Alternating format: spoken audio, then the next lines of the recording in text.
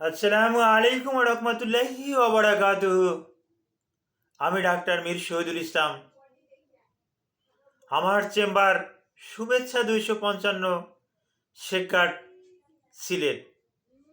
আর ঐতিহ্যবাহী শেখগার্ড সিলেট থেকে প্রতিনিয়ত উপস্থিত হয়ে আপনাদের মাঝে চিকিৎসা বিজ্ঞানের আলোকে অত্যন্ত গুরুত্বপূর্ণ তথ্য প্রকাশ করে থাকি। এই মুহূর্তেও ব্যতিক্রম হবে না।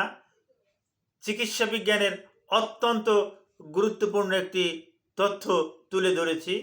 এ ব্যাপারে অনেক ভাইয়েরা সরাসরি আমাকে ফোনে কল করে আমাকে জানতে চেয়েছেন, স্যার এই সমস্যাটা কি, এটা কেন হয়, এর জন্য কি করতে হবে, এর লক্ষণটা কি, আর এর জন্য কি ওষুধ খেতে পারি, এ ব্যাপারে আমাদেরকে যদি একটু পরামর্শ দেন।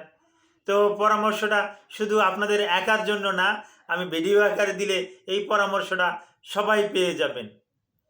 যে দর্শক শ্রোতা, আলোচনা করব কার্ডিয়াক ইস্কিমিয়া। কার্ডিয়াক ইস্কিমিয়া কি, এই কার্ডিয়াক ইস্কিমিয়া কেন হয়, এই কার্ডিয়াক ইস্কিমিয়া এর লক্ষণ কি, এই কার্ডিয়াক ইস্কিমিয়ার চিকিৎসা কি, এই কার্ডিয়াক ইস্কিমিয়ার পরীক্ষা নিরীক্ষাগুলো কি, কোন কোন প্যাথোলজি টেস্টের মাধ্যমে আমরা এই রোগগুলা সম্পূর্ণরূপে শনাক্ত করতে পারি, এ ব্যাপারে আমি আলোচনা করতে যাচ্ছি। যে দর্শক শ্রোতা, প্রথমেই আলোচনা করব হোয়াট ইজ কার্ডিয়াক ইস্কিমিয়া বা ইস্কিমিয়া কার্ডিয়া, একই কথা। সাধারণত কার্ডিয়াক ইস্কিমিয়া কথাটা বেশি ব্যবহার হয়, তো আমিও কার্ডিয়াক ইস্কিমিয়াটাই ব্যবহার করছি। তো কার্ডিয়াক ইস্কিমিয়ার সংজ্ঞা হলো এই: আমাদের শরীরের বাম পাশে, আমি যেখানে হাত দিয়ে দেখেছি, যেখানে আমার এই কলম, দুটো কলম দেখা যাচ্ছে, আমি যেখানে গোল করে হাত দিয়ে দেখেছি, এখানে আমাদের একটা অর্গান আছে। এই অর্গানটার নাম কার্ডিয়াক, হার্ট, বাংলায় বলে হৃৎপিণ্ড। এই হৃৎপিণ্ডটা একবার সংকুচিত হয়, একবার স্ফীত হয়, অর্থাৎ একবার কন্ট্রাক্ট হয়, একবার ডাইলেট হয়। এই কন্ট্রাক্ট ডাইলেটের মাধ্যমে শরীরের সব জায়গাতে রক্ত ছড়িয়ে দেয় এবং শরীরের বিভিন্ন জায়গা থেকে রক্তগুলো টেনে আবার হার্ট নিয়ে নেয়। এটা হার্টের কাজ। কিন্তু হার্ট নিজে চলার জন্য, আমি আবার বলছি, হার্ট নিজে চলার জন্য হার্টের কিছু আর্টারি আছে, কিছু ভেইন আছে, আর্টারি আছে। এই হার্ট যখন নিজে চলার জন্য তার আর্টারিগুলো যখন দুর্বল হয়ে যাবে, আর্টারিগুলো যখন ব্লক হয়ে যাবে, আর্টারি যখন অক্ষম হয়ে যাবে, তখন এটাকে আমরা চিকিৎসা বিজ্ঞানের ভাষায় বলি কার্ডিয়াক ইস্কিমিয়া। আশা করি আপনাদেরকে বোঝাতে পেরেছি। আর আমার ভিডিও দেখে যদি আপনারা একটুকুও না জানতে পারেন, তাহলে আমি মনে করব আমি বৃথা, আপনাদেরকে কিছু বোঝাতে সক্ষম হচ্ছি না। আমি পুনরায় আবার একই জিনিস রিপ্লাই করছি। আমাদের হার্ট শরীরের সর্বত্র রক্ত সাপ্লাই দেয় এবং শরীরের বিভিন্ন অঙ্গ থেকে রক্ত আবার কানেকশন করে হার্টে ফিরিয়ে আনে। এটা হার্ট চলমান অবস্থায় এই প্রক্রিয়াটা থাকে। কিন্তু হার্ট চলতে গিয়ে তার নিজের যে আর্টারি আছে, এই আর্টারিগুলো অনেক সময় ব্লক হয়ে যায়, আর্টারিগুলো দুর্বল হয়ে যায়, আর্টারিগুলো শুকিয়ে যায়। হ্যাঁ, তখন হার্ট ঠিক মতন কাজ করতে পারে না। এটা কি আমরা কার্ডিয়াক ইস্কিমিয়া বলি। এখন আসি এর লক্ষণে। এর লক্ষণ কি? এই যে আমি বুকের মাঝখানে হাত দিলাম, এখানে প্রচণ্ড বেদনা করবে, একটু মুভিং করব, নাড়াচাড়া করব, ব্যথা বেড়ে যাবে। ব্যথাটা এই বাম কোনো পর্যন্ত ছড়িয়ে যেতে পারে, প্রচণ্ড ব্যথা হবে, অস্থির লাগবে। অনেক সময় ডান হাতেও ছড়িয়ে যেতে পারে, এই গলা পর্যন্ত ব্যথাটা আসতে পারে। আর একটা লক্ষণ, শরীরে প্রচণ্ড ঘাম দিবে। ঘাম দেওয়ার পর যদি রুগী একটু রেস্টে থাকে ব্যথাটা কমে যাবে। এর কিছুক্ষণ পর আবার ব্যথাটা আবার শুরু হবে। তাৎক্ষণিকভাবে থামানোর জন্য আমরা নাট্যের জাতীয় কিছু ওষুধ দিয়ে থাকি।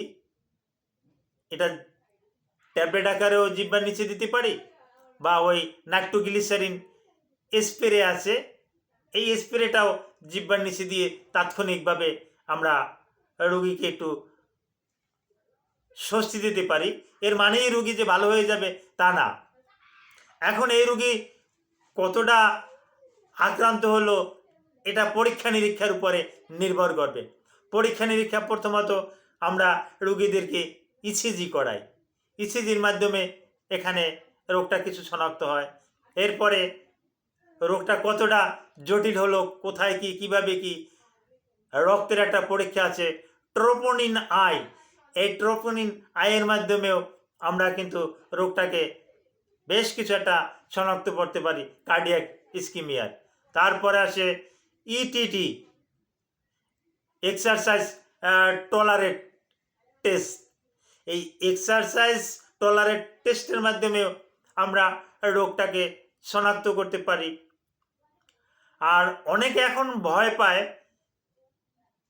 বড় ধরনের একটা পরীক্ষা কোথায় বললো কিভাবে কি, ভয় পাওয়ারই কথা অ্যানজিওগ্রাম করতে। কারণ অ্যানজিওগ্রামে তো তার কাছ থেকে একটা বন্ড সই নেওয়া হয় যে মারা গেলে কর্তৃপক্ষ দায়ী না, ওটিতে নিয়ে করা হয়, যার পরিপ্রেক্ষিতে এটা ভয়েরই কথা, মানুষ একটু ভয় পায়। তবে এটা ভয়ের কোনো কারণ নাই। ভালো হাতে দক্ষ কার্ডিওলজিস্ট যদি অভিজ্ঞ কার্ডিওলজিস্ট যদি অ্যানজিওগ্রাম করে তাহলে বেশ ভালো। আর যাদের ডায়াবেটিস আছে, হার্টের অন্য অসুখ আছে, হাইপার টেনশন আছে, বয়স 65-এর উপরে, তাদের ক্ষেত্রে একটু রিস্ক আছে বিদায় ডক্টররা এই বনসইটা নিয়ে নেয়। তো তারপরেও এটা সহজ, এটা একটা এক্সরে মাত্র। এই আর্টারি কেটে এখান থেকে ক্যামেরা চালনা করে ওই হার্টেরই একটা এক্সরে নেওয়া হয়, দেখা হয় যে হার্টের যে আর্টারিগুলো আছে এর কোথাও কোনো ব্লক ধরা পড়ে কিনা। এই ব্লক ধরা পড়াটা কি ওই কার্ডিয়াক ইস্কিমিয়াই তো আমরা বলি। তো এটা কিন্তু এই অ্যানজিওগ্রামের মাধ্যমে কিন্তু সফল পরীক্ষাটা কিন্তু আমরা নিশ্চিত করতে পারি। এটা নিশ্চিত করা গেলে এরপরে কোন ধরনের চিকিৎসা নিতে হবে এটা একজন কার্ডিয়াক স্পেশালিস্ট যিনি আছেন, কার্ডিওলজিস্ট যিনি আছেন, উনি চিকিৎসাটা নির্ধারণ করে দেবে। এর আগে পর্যন্ত ওই ব্যথার জন্য নাইট্রোগ্লিসারিন, হাইপারটেনশন থাকলে অ্যান্টি হাইপারটেনসিভ ড্রাগ, ডায়াবেটিস থাকলে অ্যান্টি ডায়াবেটিক্স ড্রাগ, এগুলো রুগীকে গ্রহণ করতে হবে। আর অবশ্যই এরকমের কোনো সমস্যা থাকলে কার্ডিয়াক স্পেশালিস্ট যিনি আছেন, বিশেষজ্ঞ যিনি আছেন, তার পরামর্শ নিতে হবে এবং তার পরামর্শ অনুযায়ী আপনাকে চিকিৎসা নিতে হবে। কোনো রকমের কার্ডিয়াক ইস্কিমিয়ায় অবহেলা করা যাবে না, তাহলে এখান থেকে বড় ধরনের একটা সমস্যা হয়ে যেতে পারে। Thank you all.